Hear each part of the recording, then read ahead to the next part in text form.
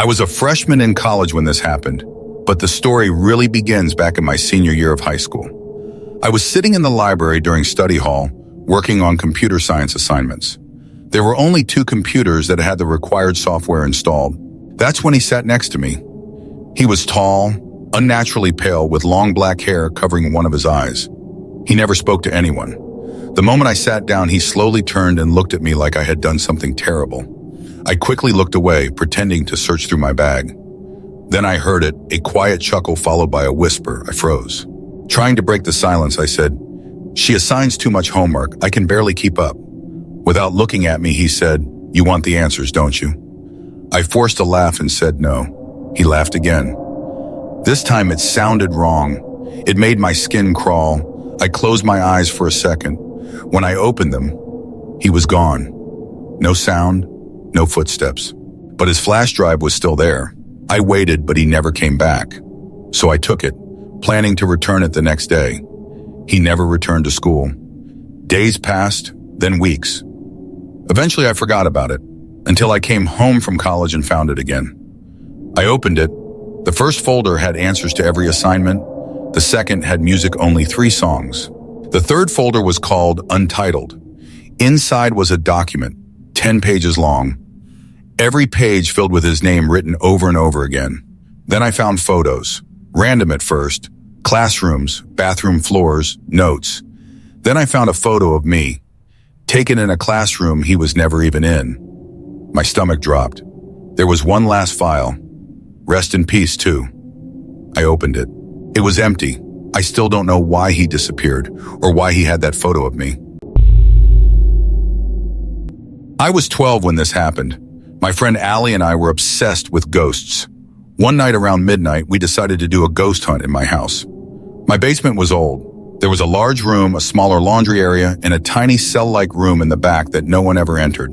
We went downstairs and started asking questions. Nothing happened. So we went back upstairs and reviewed the footage. At first, nothing. But then something felt wrong. We played it again. This time we heard footsteps. Not ours, slow, dragging. Then we saw it. Behind Allie, there was something standing there, almost human, but twisted. Wrong. Its eyes were bright white, staring directly at the camera, at us. We shut it off instantly. We never told anyone. We never went back into that basement again.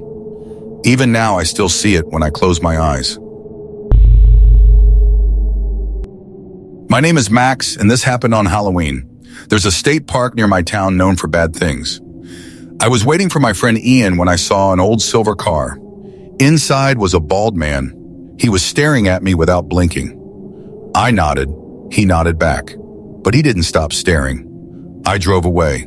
He followed me. I sped up and eventually lost him at my school. I called Ian and told him to meet me there. Later, we went back to the park. The car was there again. The same man, still watching. We moved to another lot, but later saw the car circling, searching for us. We hid until he left. We still ran the trails, but I carried a rock the whole time. I never found out what he wanted, but I know he wasn't there by accident. Sometimes I still go back, just to see if he's still there. Next to my bed was a closet. It didn't have a normal door, just a panel that fit into the wall. Sometimes it would fall open. At first I didn't think much of it, but then it started happening every night. One night I woke up at 4 a.m., the panel was open again. The next night I heard it fall. I didn't move. I just stared at it in the dark. Then I heard something. A soft rustling sound from inside the closet. There was no wind, nothing that could have caused it. I slowly turned on the light. Inside the closet was a man crouched, watching me. The moment the light hit him, he tried to hide, but I had already seen him. I couldn't move. I just screamed for my dad. He came running and checked the closet. It was empty. He said I imagined it.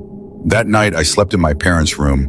Then we heard it, my bedroom door opening. Footsteps, running down the stairs, the front door slamming shut.